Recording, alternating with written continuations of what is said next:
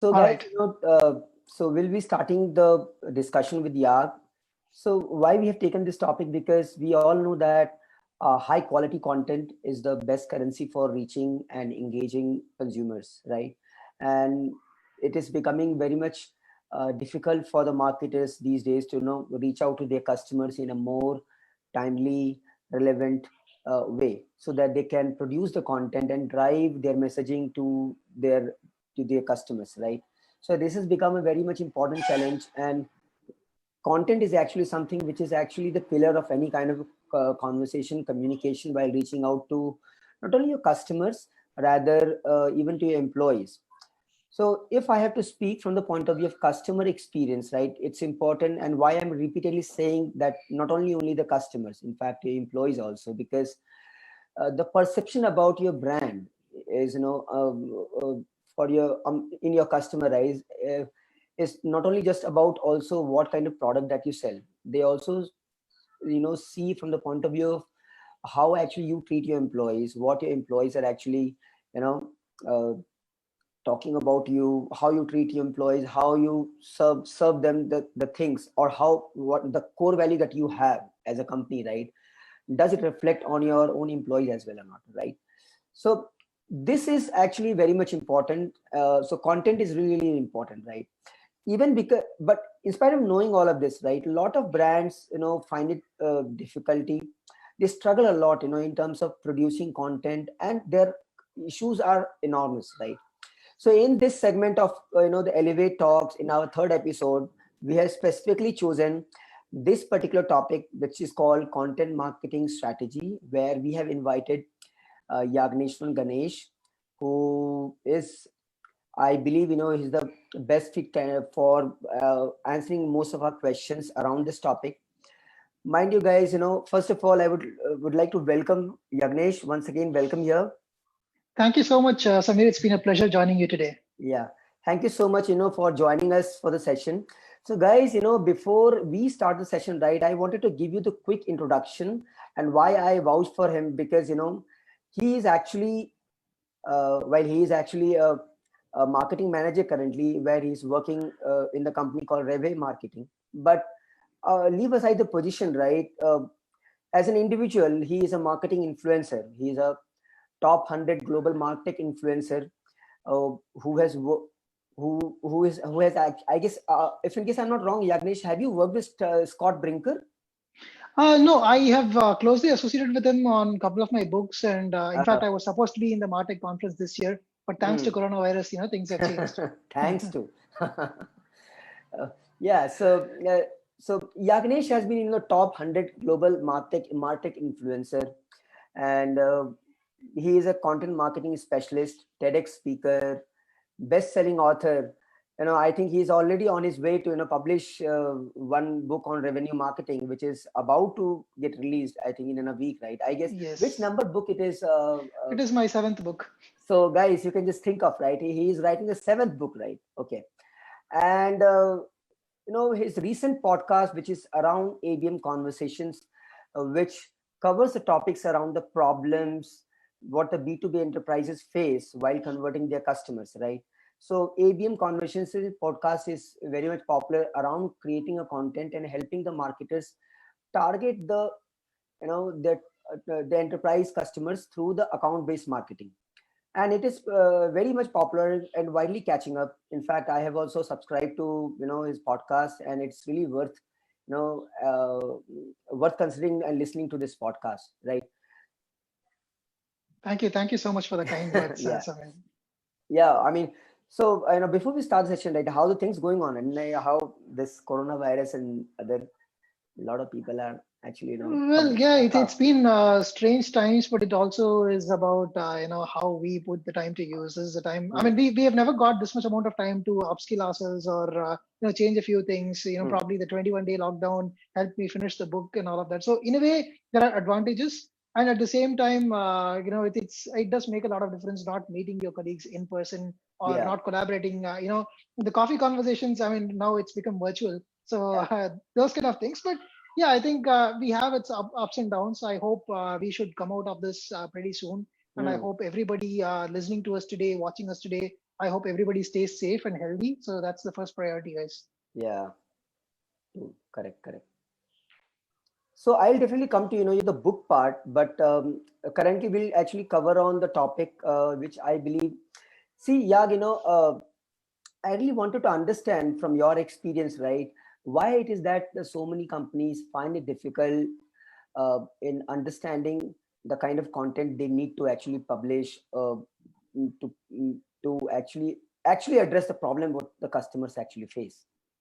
Right. So when it comes to content marketing, it's very important to know why you're writing content and Hmm. what part of the funnel are you actually contributing to, and what is the purpose of the content, right?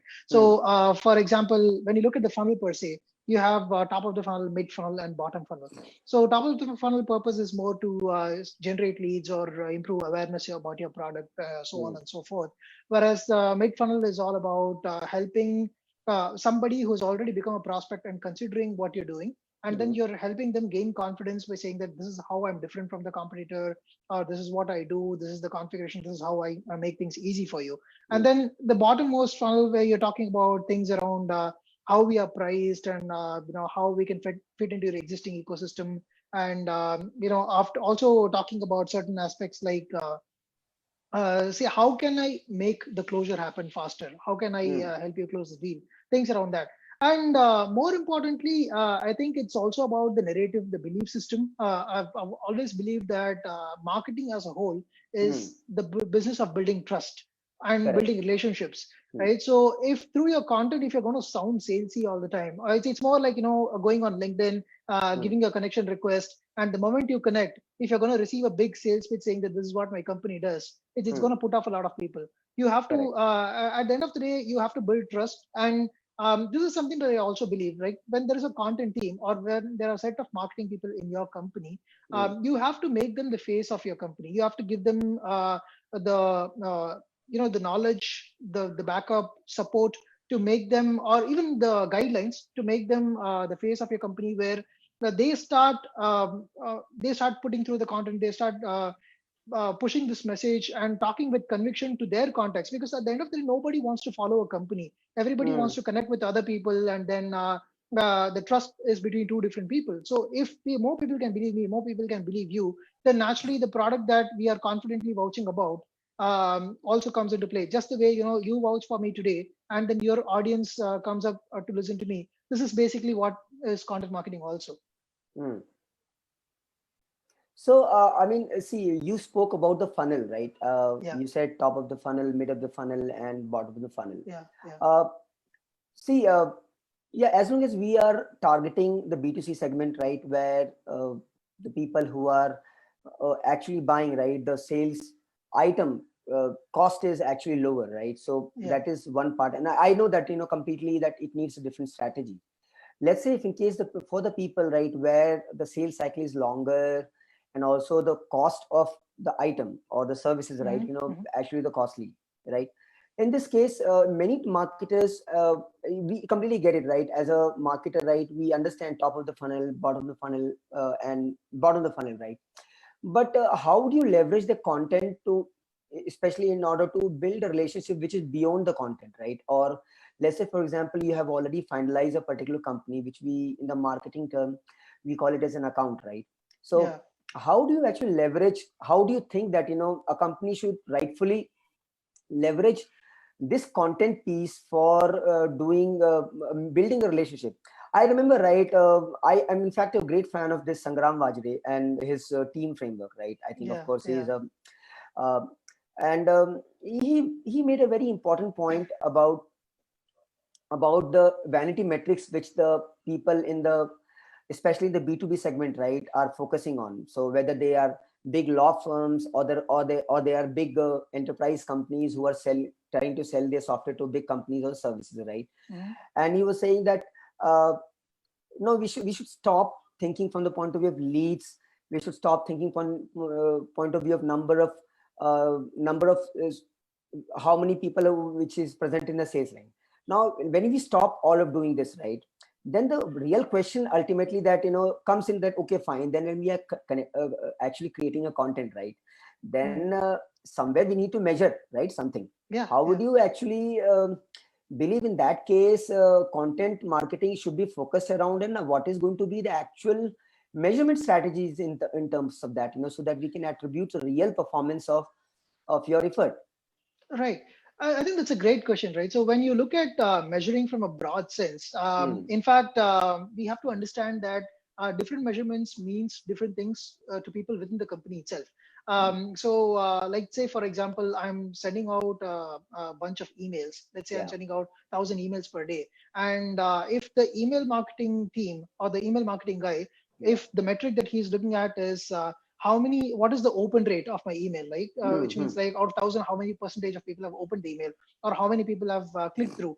And if he's going Okay. to say that I have a 5% click through, and he's going to celebrate about it, Hmm. actually that means nothing to your sales guy, right? So Okay. the point is, what happens out of that? Have they really signed up for the product?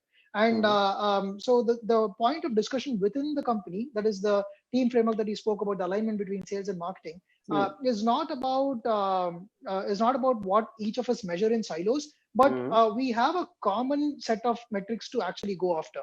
Hmm. Say that's something that I've also tried to cover in revenue marketing book. Hmm. Example that I can give you is if somebody is going to download an ebook from my website, right? The Okay. moment somebody downloads an ebook, and if I'm going to consider that person as a prospect for your product, and Hmm. then send that lead to the sales team, then it's actually going to backfire, because when the sales guy reaches out and starts this conversation, then he's going to realize that this person actually gave their credentials only to download the ebook, and they were not interested in the product. So the qualification criteria is really messed up there. And Hmm. if there are like 10 leads or 20 leads coming in like that from the marketing team over a period of time, the sales team is going to lose trust over whatever marketing gives it.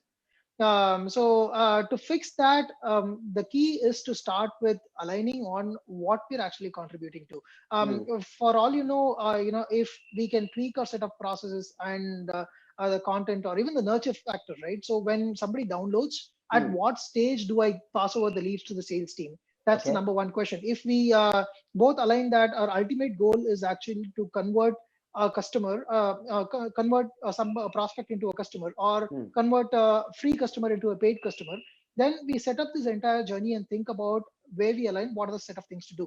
Hmm. Now, going back to choosing the kind of companies that I go after, I think it critically starts with how much you understand your product, right? So Hmm. I should know who is this product for. Then shouting from rooftops that this is for everyone, if we can meaningfully reach out to a set of people whom I really think are the users of the product.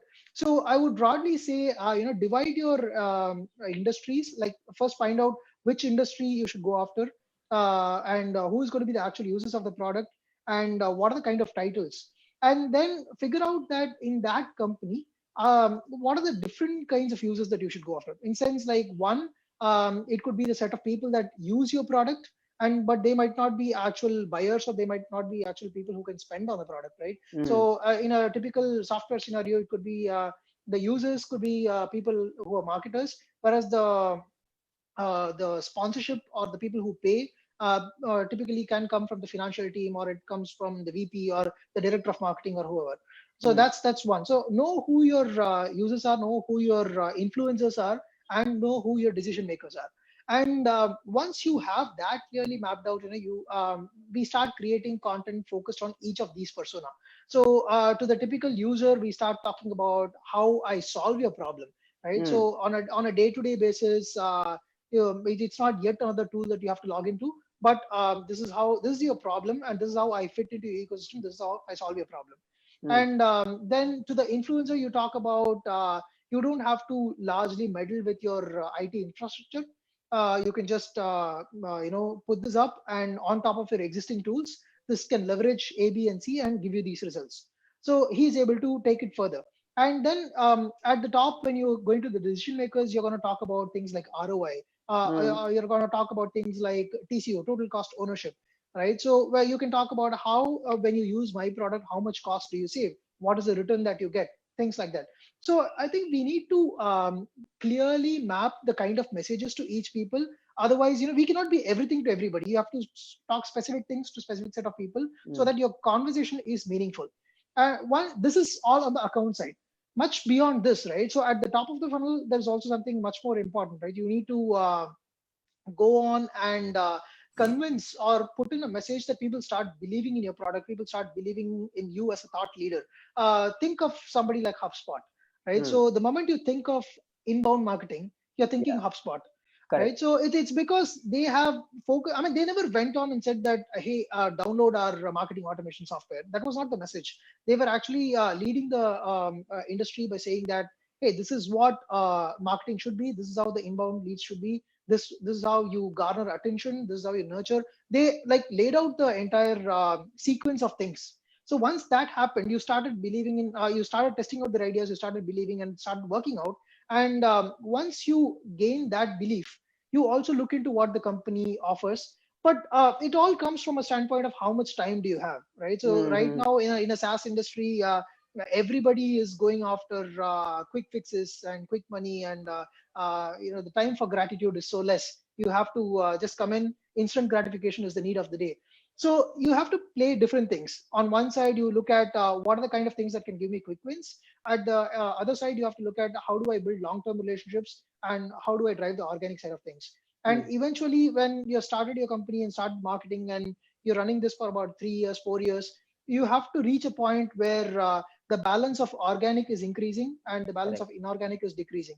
So once that's where actually your content comes into play. Content is not going to give you results from day one, but Hmm. if you have clear ideas on where you're going, it has long-term benefits, and it'll keep you on top vis-a-vis the PPCs of the world or the CPCs of the world. Hmm. So one question, again, it again comes back to understanding here. When you say, actually, when you do a deeper personalization like this, right? Uh-huh. In what way, when you think that, how, so are you trying to say that a company, those who are focusing on the inbound, right? Let's say, for example, or if a company who is focusing on, let's say, account based, do they need to focus on both, or like do need to, uh, in terms of creating a content? Okay, so when Mhm. they are creating a content, when a company should think of, okay, if I know I should create a content focus around account based marketing, okay, or I should focus a content which should be focused around inbound marketing, which is basically a broad based marketing, and we do not know what kind of people will come. Later on we'll figure out, Yeah, yeah, right?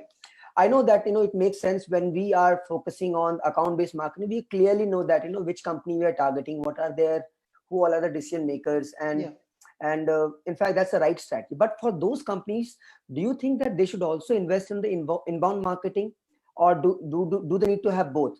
But the problem is, if you need to focus on both, right, then again it falls back to your the money, how much money that you have, time you have, the effort that you are putting in, right? that uh, that is one question.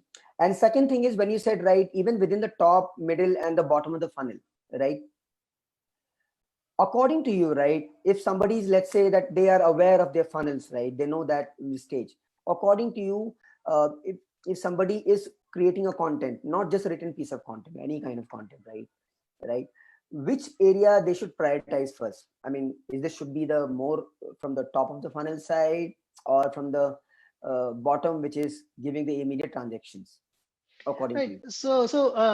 The most beautiful thing about marketing or marketers is that for every question, Hmm. there is a one-word reply, which is depends, Yeah. right?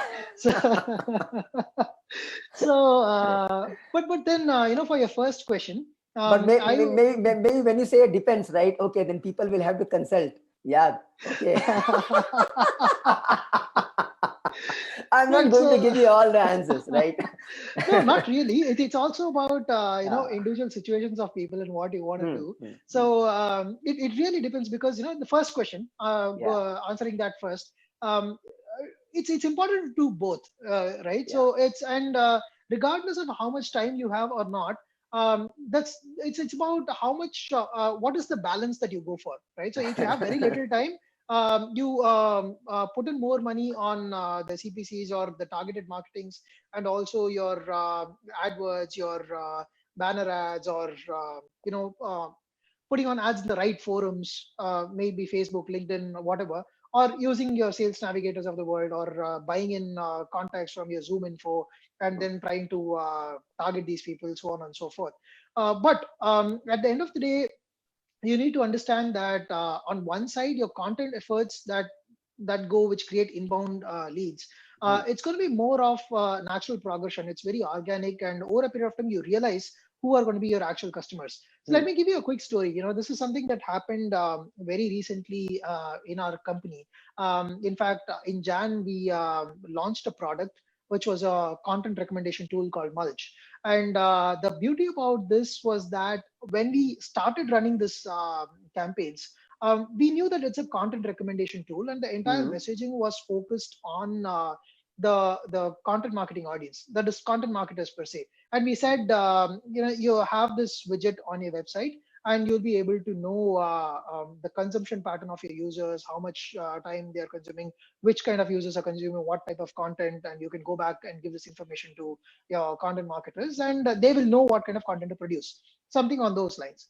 So once that happens, we when we actually got few hundred plus registrations in the first few weeks, and we started realizing what kind of people are actually signing up, Hmm. then we realized that the dependency was not just on content marketers, but the people who insert this widget on the website were these webmasters and typical people who handle websites. It Hmm. could be web developers or webmasters or whoever.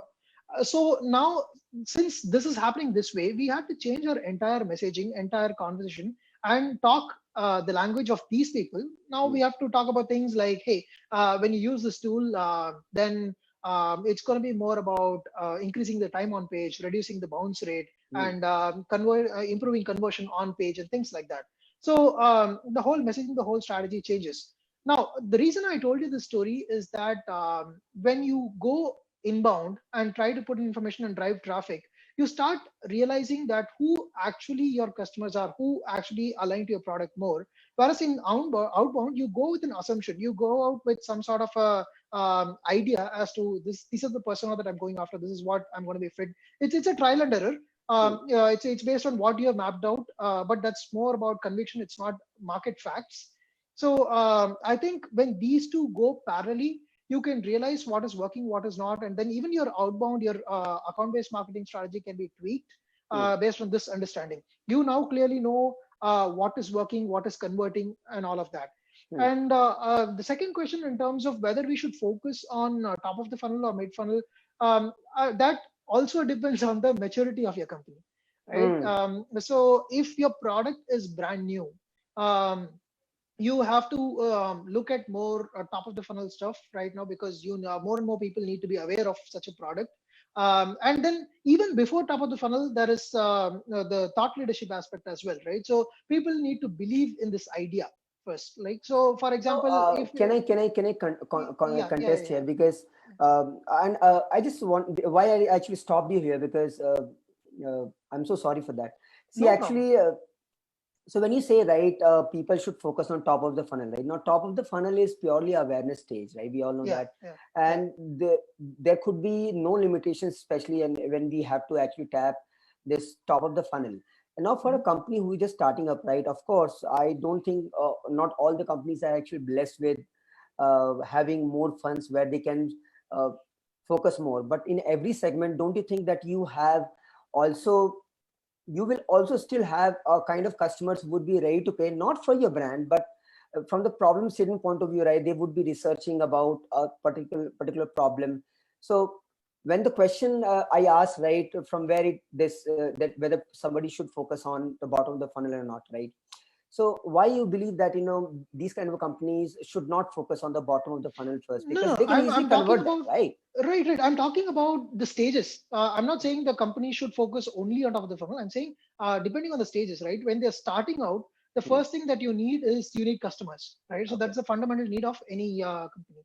So to need customers, you need to attract prospects or attract visitors, and Hmm. then they have to understand what you offer, and Hmm. then they have to sign up, and thereafter the conversion pattern or the nurturing pattern goes on. But Hmm. for starters, when you're just putting out your product, like say you could look at several strategies on this, right? One, it Hmm. could be you can look at content creation, and you can put thought leadership and why this product, or not just the product. You can even talk about the holistic idea. Let's say, for Hmm. example, if you're talking about something like performance management, right? So in performance management, as a broad industry, you have several frameworks. For example, you have something like a balanced scorecard, then you have something like OKRs, then you have something like a GRC, which is governance, risk, and compliance. So Mm, you have, if you can go about thought leadership in each of these areas, and then what you do is you finally begin to attract people who are strategically mature, who are mm, following one of these frameworks, so that they start fitting into your product. mm, Now, as a when you're just starting out, no, you have to be making sure that you're looking at the low hanging fruits first, mm, because sustainability of your company is at stake, right? So if the first thing for the first 2 years or 3 years is that the major focus is how do you make sure that I'm getting enough revenue, I'm getting enough traction, so that I can keep my company afloat. So you should focus on. That's why I said on one side you look at top of the funnel, create content, and make sure the people come in. On the other side, you look at say platforms like Product Hunt, where you put out your version of the product and ask people to try out. So it's a good startup founder community that you have around the world, mm, and it generally people try out your product, and then you need to also have a support system in the back end to see how these fits in, and it's a good test on phase for you to see what's actually happening. mm, And then in the later half you can start looking at okay, why are these people who have signed up are using the free products, but why are they not becoming paid customers? So mm, what's the issue there? Then you maybe you realize that it's all about the packaging, right? So everything that they need is already covered in free, but they don't what they see in the next packages might be something that is extra which they don't need now. It mm, could be that, or you could go about a totally different strategy, like think of a company like Intercom, right? So mm, what they did is they partnered with all these startup communities around the world, like Y Combinator, and things like that. And what happened is they gave out their products for free for all these Y Combinator companies. mm, So by default, these companies were going to be successful because Y Combinator's vetting is very good. They make sure that every company that qualifies and gets funded there are actually good companies, mm, and they give the product for free for all these people up to about 20 users or something like that. mm, And eventually, these companies end up growing beyond that in a span of 1 year. And so, in short, what's happening is you instead of you betting so much money on marketing, mm, you are identifying a group and mm. you're giving the product for free instead of your marketing budget. And from next year, you're going to start getting money. So it's all about how do you package your messaging, what kind of story you say, and to which segment, what kind of stuff you say. So it's Okay. in a starting level, I don't think you have to worry too much about what segment. Mm, Sometimes you might have to wear different hats. So mm, in majority of the companies that I've worked so far, in most of the cases, I've been the single marketer in the company. Like say in certain places, I've been the director of marketing, but then that doesn't mean that I sit on top and do nothing. In those companies, it has been situations like they did not even have a name board. From there to setting up the website, to writing content, to doing demos, mm. to sitting on sales calls, pretty much everything, right? So you have to do different things and see what is working out, and keep adapting. So Okay. it's not like a single strategy. It's not going to be linear at all. The customer Mm, is going to go on your Facebook page, from there come on to your website, from there go on to your support chat and all of that. So keep yeah. switching. So how do you balance yourself in an omni-channel surface today Mm, is what is going to make all of the difference. okay. Got it. Got it. So what? So when you say, right, so according to you, right, I agree that when you start somewhere, and especially a small team or a company who has hardly invested in content marketing and has been always going traditionally, right? So according to you, right, do you think that everyone should focus on writing content? Because see, I don't think everybody is actually ready for only the written content, right? Yes. So let's say, because mostly the people who traditionally who think, right, they believe that content marketing is about only writing blogs. Okay, No, no. so it is not the case. It is not the case. But my question is, for a company to identify a particular kind of content, right? According to you, let's say if somebody, let's say, want to start into a content marketing journey, right? So a company, how they should identify that what form of content they should choose, okay? And how, or in your situation, right, you would have come while working with the company, right? I don't think any good company would just blindly write a content, right? They will definitely need to first understand, right, which kind of content will resonate well. So according to you, right, what is the suggestion that the people should explore, while starting their content marketing journey, and choosing actually the kind of content they should create? Right. So it's going to be purely about, I would say it's important to try out all three formats to Hmm. start with, like, start with written as well as video as well as audio, and also images. But Hmm. images and written, I'll put it together in one flow. But the reason I say this is you also have to understand who your audience is and Hmm. where they belong. So, Correct. like, say, for example, if you are a B2C product and your audience is like under 20, Hmm. and if you see that these are the kind of people who are going to spend more time on TikTok, it's better if you make videos there and see if that's attracting, or even spend time on Insta and see if Correct. Correct. that works. But TikTok is still people are exploring. TikTok yeah, yeah, yeah, still, yeah. it's very nascent, but I think the B2Bs are still finding it difficult to find their own niche, right? How they can Yeah, adapt here. yeah. So in general, the way I go about thinking is I don't think there are certain platforms specific for B2B or certain Mm, for B2C. It's at the end of the day, you have to know where your audience is, mm, and where they actually make decisions. For mm, me, for instance, personally, what has really worked is the conversations for me has worked more on LinkedIn than on emails, for example, mm, right? So because I tend to write a lot of content or do video content in the form of coffee conversations. I also share my podcast. But in a way, all of these work together and they create some sort of a compounding effect. mm, So, for instance, say if you did not have a lot of time to read through my content, mm, but say you're working out in the gym in the morning or you're taking a walk in your apartment, you might just hop on your headphones and listen to the podcast, mm, right? So any of these things can actually happen, but you need to test all three and figure out what is working the best. One of the things that you also have to understand is if there is a way to map all of this to an outcome. So that is the most important thing in choosing your kind of content or the format of content, uh, how you can measure. And many a times, the fun thing about marketing is not everything is measurable. mm, And that does not mean that it's not working as well. I'll give you an example. Say if somebody is doing a massive event, or if there is a trade show in which you're putting up a booth, right? So the first question to ask is the reason why people come to an actual trade show is to network with other people, or mm, probably to listen to one of the keynote speakers whom they actually want to follow, things like mm, that.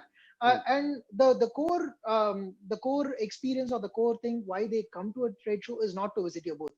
So if you're going to spend more on that, that's waste of money. Instead, if you just buy a ticket to get into the hall and then mm. connect with people and start a conversation, that makes more sense. And at the end of the day, I would say that the first thing to do is when you are joining a new company or when you have a new product, the first thing to do is probably go and sit with 10, 15 customers of that product and listen to why they have bought the product, where they Mm, got to know the product from, and what was the thought process, and who all did they consider, and after which they zeroed in on your product.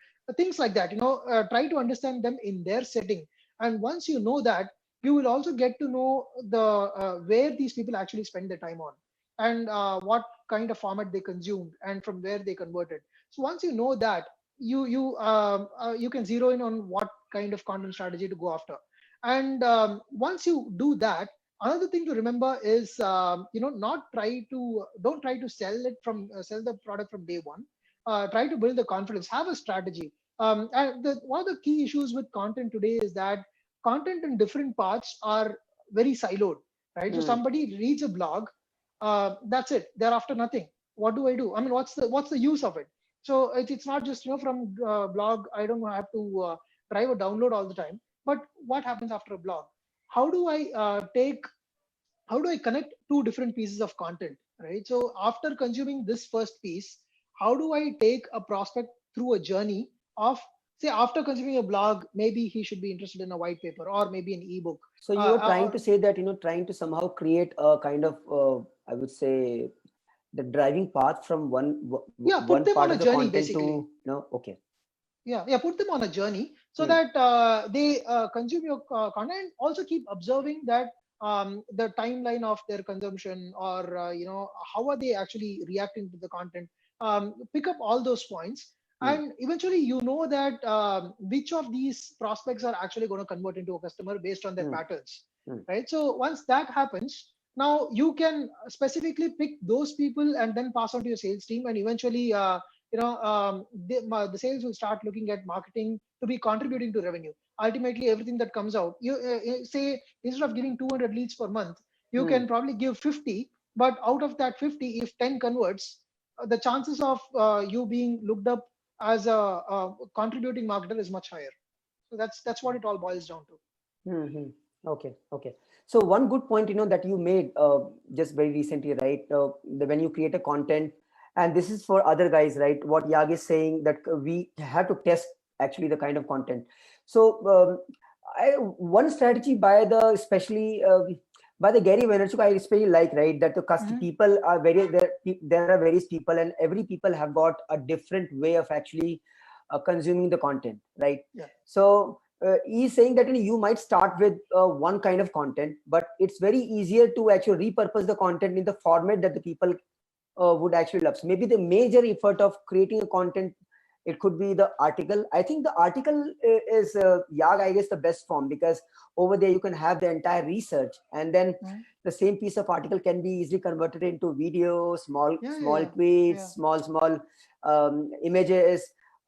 Then major effort is only in repurposing it, not in actually creating the content, right?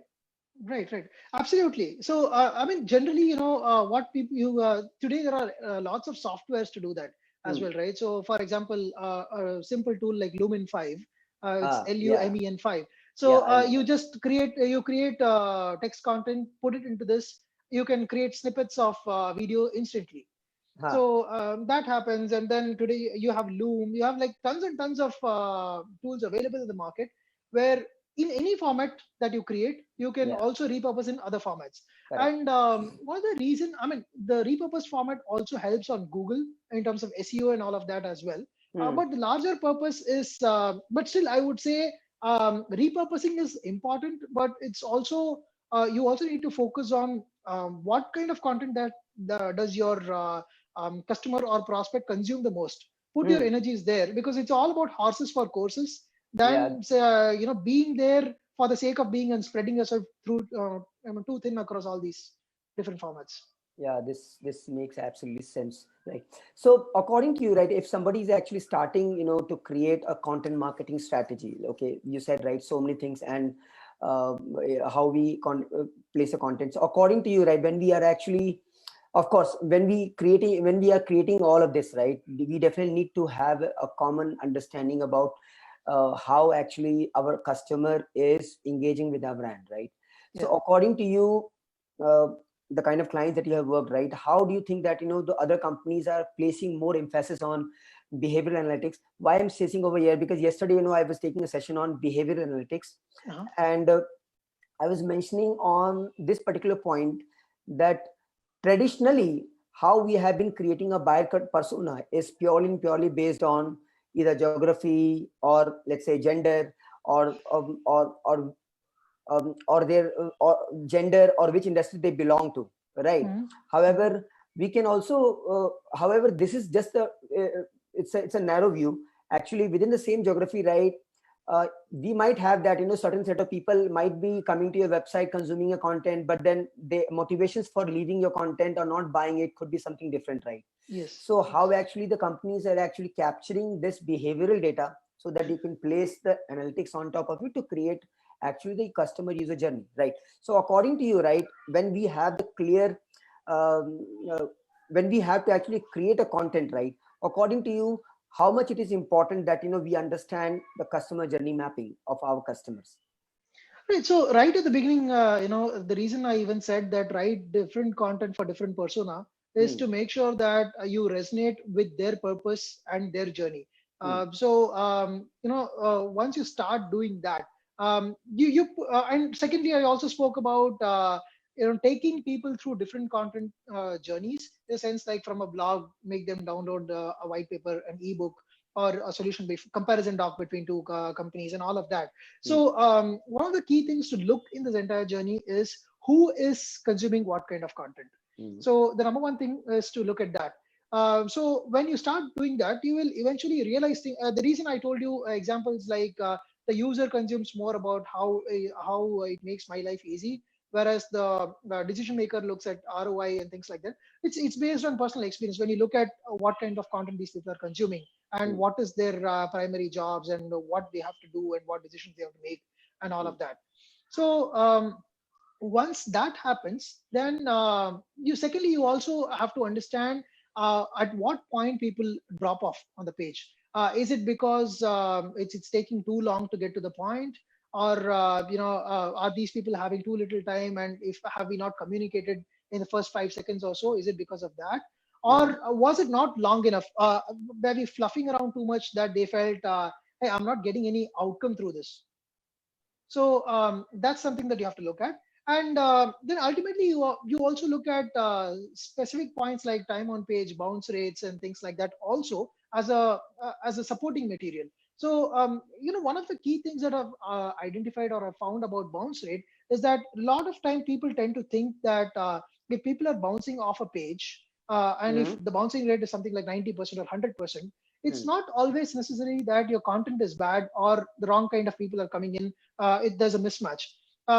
The second thing, that's why I always say that also look at your time duration, because somebody might have spent 5 minutes on your page, but the bounce rate is 100%. It's because from there they did not move on to a proper customer journey.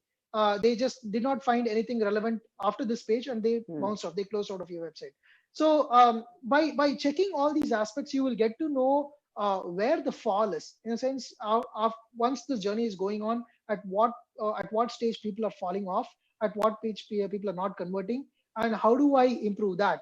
Look at heat maps, look at certain metrics on the page as to where they're clicking, where they are not. Mm. But then at the end of the day, it's not just that. All these things do help to an extent. You can place things here and there, do a bit of growth hack around this, but that is not all, right? So at the end of the day, it's all about, do we provide real value? So you were um, saying that, so you were somewhere saying that it is not always also about the content which you create. It might be valuable, but it is also about the kind of content experience that you provide, how actually your customers Absolutely. are actually. So in fact, why I use specifically this word, because, this word has been majorly popularized by the Uber flip, right? Yeah, yeah. Actually, how we publish the Yes, content yes, with the customer comes in, right? And yes. just before this question, right, you had rightly mentioned that, when somebody actually comes to your website, okay, and when they consume, let's say, your blog content, how we actually drive them from one point to other point, or when they are coming to your website, right, what content they might look for, that kind of data is not there, right? So according to you, right, let's say, for example, if I have to focus on, let's say, content experience side, right?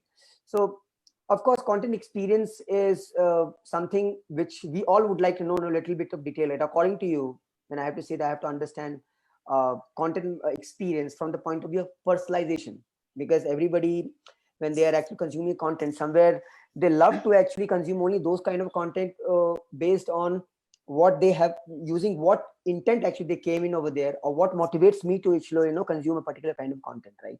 So Right, according to, right. how we should think from the point of view content experience. Right. So first things first, for all our listeners, content experience stands for the experience that people have with your content on your website. Hmm. So think of yourself, as someone who's trying to buy a product from a site like SAP or Microsoft. Hmm. So there are going to be hundreds and hundreds of pages.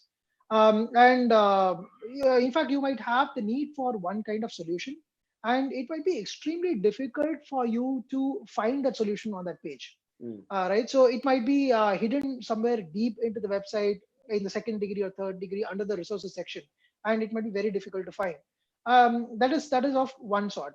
The second type is that you might have a lot of content, or a lot of resources such as white paper or ebooks, which might be very dated. It might Hmm. be very old data. Like, say for example, the white paper that you have in your company or on your website might be about a product or a solution which you have sunsetted long time back. That doesn't We make see any this very sense. often. In fact, in the bigger Yeah, brands, we come that we still see that 2017 content, right? And people have this, forgotten to update. A lot of yeah. things are basically the problem because maybe either the content is not centralized, so the people are not aware of, what has been posted earlier, and they still keep on posting the same kind of content which is updated. And while we still have the older content already ready, which they forgot to actually repurpose or update it. Yeah, exactly, right. So, and when that happens, that product is no more there, but you also have that content on the website. That does not make sense. So, in this effect, what happens is when you start auditing your content on the website, you Hmm. begin to understand that, hey, there is a lot of content which is not being used, and at the same time, there is only a small section of content that is being consumed more. There can be a mental bias that can be created when you analyze this, and you might think that only these kind of content is working. So I will ask the content marketers or the content creators to build more of content in the pattern that is being consumed. But this audit should also reveal that what is the intent with which people are coming in, as you rightly said, and who Hmm. are these people and what they are looking for. For instance, with respect to Uberflip, right? So one of the things that I think that is missing on a site like Uberflip is they invariably take you to a content hub where you have to go and Yeah. pick and choose the content, right? So in fact, when one of the reasons why we built No, I mean, Mulch. they are trying to say that, let's say, for example, if in case I am trying to consume a white paper, right? Uh-huh. So I might be, interested in, consuming the white paper, which is not always the case, right? For example, if in case I'm consuming a video, right? It's not that, I'll be only consuming the video. So is that what you're trying to say? What is missing out? No, what I'm trying to say is that you end up going into a hub where you're still going Hmm. to find out, you might have a hub of videos or hub of content from Yeah. which you're trying to consume, but it is not going to suggest you as to what you need at that moment. It's not catering to your intent directly. So vis-a-vis what I'm talking about is, for instance, if you could be suggested the right piece of content during the part of your journey itself. Hmm. So think of an example like you're on the pricing page of a company, and Hmm. right when you're on your pricing page, right there in the widget, if I could suggest something like this is how I am priced compared to your competition. Hmm. Download and check that, or give Hmm. you an ROI calculator saying that this is how much you can save, or if I can give you a total cost ownership related document. So if you can understand the context, it need not be even super ML driven, super AI driven. It could be very simple rule based stuff based on what page, what content I show. Do we Simple have as any that. tool? Do we have any tool other than Uberflip? Yes, I mean, Uh, the product that which we released does exactly that. It's called mulch.ai, which is mulch that's dot part of ai. your company as of now? Yes, that's part of rev marketing. Yes, Hmm. so that's something that we have done, and it's been quite successful, and that's why we in fact we've seen a lot of people come in from different facets of the industry. Like we've seen e-commerce companies use it, we have seen education companies use it. Hmm. So it's all about anybody who has a lot of content on their website. If you want to drive a specific experience, you go about that. But I don't want to keep this conversation focused to my product. I mean, that's Yeah. not the agenda here. Yeah. But that said, content experience is more about how you make it contextual to somebody's journey while on your website or while on their journey. So Hmm. the focus point here is make sure that you show only relevant content. Second, make sure that you don't break their current journey. You don't want to move them away from their journey and take them to somewhere else. So on their fly, if you can enable them, you will more often than not end up accelerating their sales cycle. And then for all the journey can move from 90 days cycle to it can become 60-day cycle. So it's all about how do you empower them with the right information at the right time so that the decision making is faster in the prospects company. So you were saying that, when you say that, do not give them something which they have already consumed. Let's say, for example, if they are already into the purchase cycle, right? There's no point Uh-huh. further giving them, giving them something which is at the awareness stage or top of the funnel Correct. stage. So Correct. that creates a kind of impression that, that you You actually do don't not know understand me. them. Yeah. Yes. Yeah. Okay. Great. Great. So coming back to your book, right? Because I'm also very curious about the revenue marketing and all, but my lens is always from the point of view of understanding. Let's say if in case I have to of course, from the title itself, we all can understand, right? It's a revenue marketing. So any businesses, how they can think from the lens of generating a revenue, because marketers has been traditionally, I would say now, yeah, it is coming more onus on them. I understand, to show the ROI, right? But yes, traditionally it has been always about creating more about brand value, positioning, and messaging and all, right? But now more onus is coming towards the marketing team as well, where they have to show the ROI, right? So when I have to say the revenue marketing from the lens of uh, customer experience, how do you think that our content marketing strategies actually fit here with this model? When we have to, Right. So the in revenue fact, you marketing, can very just give a brief idea about what this book is all about, and then maybe we'll understand the context. sure, sure.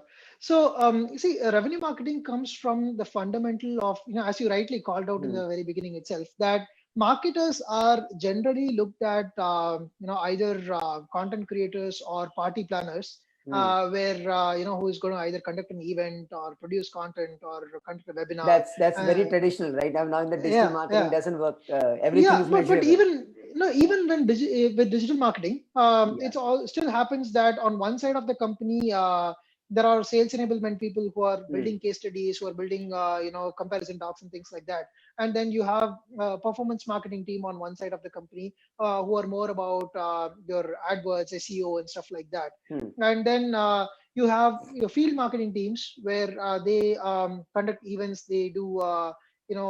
Field trips, visits, and things like that. You have your account-based teams which focus on specific accounts, work closely with sales. So it's like split in different ways. And ultimately, still one of the largest problems that marketing has, when you look at the C-suite, is Hmm. that we cannot. It's still very difficult to attribute the revenue contribution of marketers. Hmm. So you can talk about how many leads we generated, we can talk about how much brand value we created and all of that, but how much did we directly contribute to revenue? It's very, very tough to map. Hmm. And that's one thing that I've tried to address in Cover this book.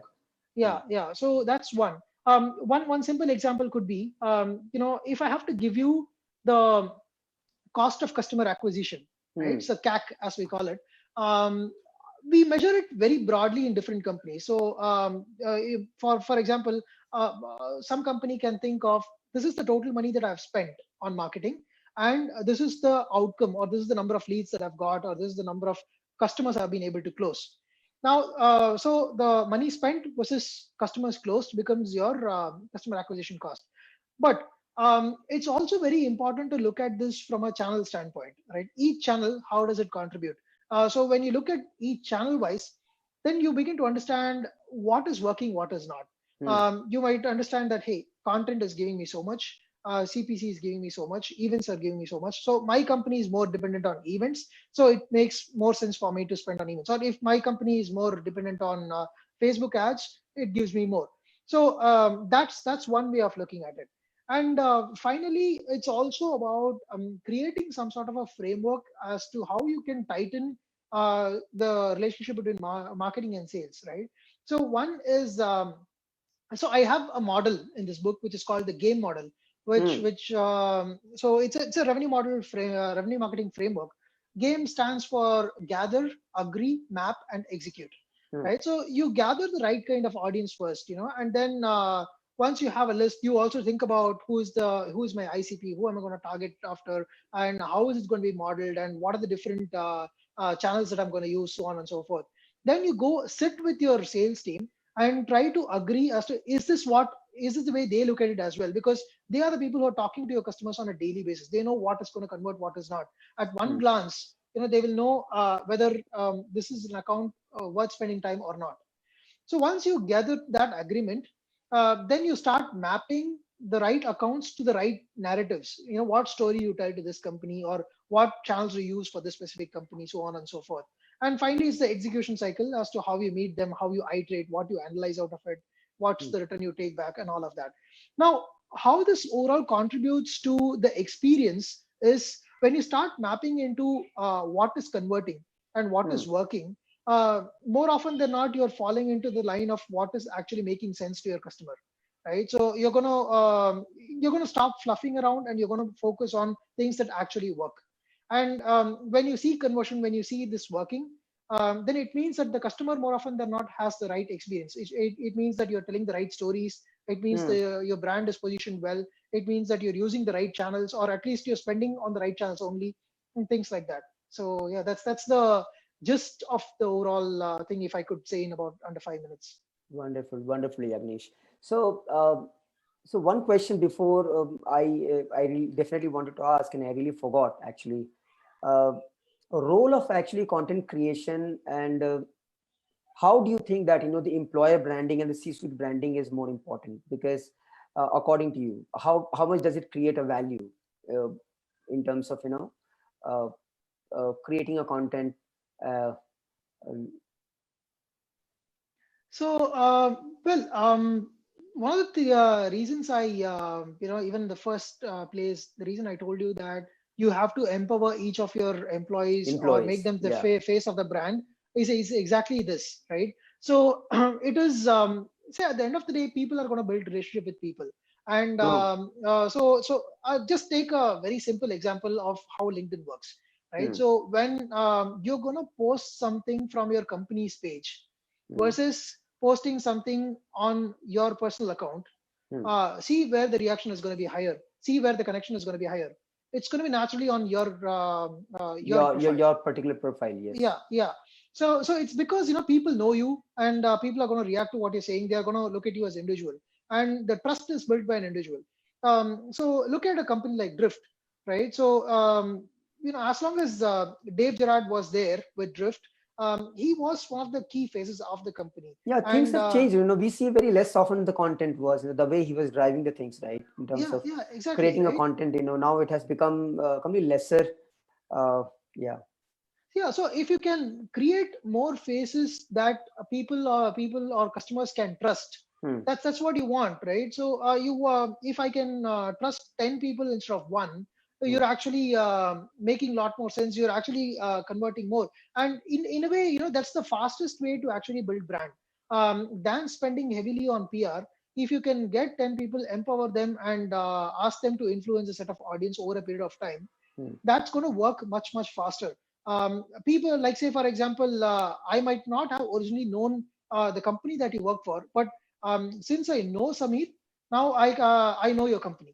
So I think True. that's how things actually start, and that's how you need to empower. Yeah, there's no point in spending a lot of PR unless you are a huge brand, and your narrative and your whole messaging is extremely important to be out in the market. Unless you are a Coke or a Pepsi, unless you're an Apple or a Microsoft, Hmm. you can afford to do that.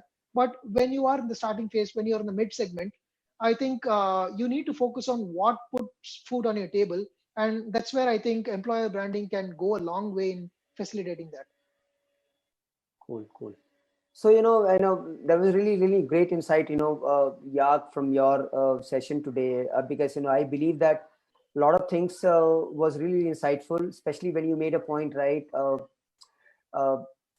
how a person should look from the lens of actually the customer, how a person should be, a company should actually focus on which vertical of the which stage of actually creating a content, from the top of the funnel, the mid of the funnel, and the bottom of the funnel, and how Yeah. actually the behavioral analytics takes a role over here, and how actually we should make a decision while making a different set of content, right? That's most important. And you have also given us insights about how actually B2B companies look from the point of creating a content, right?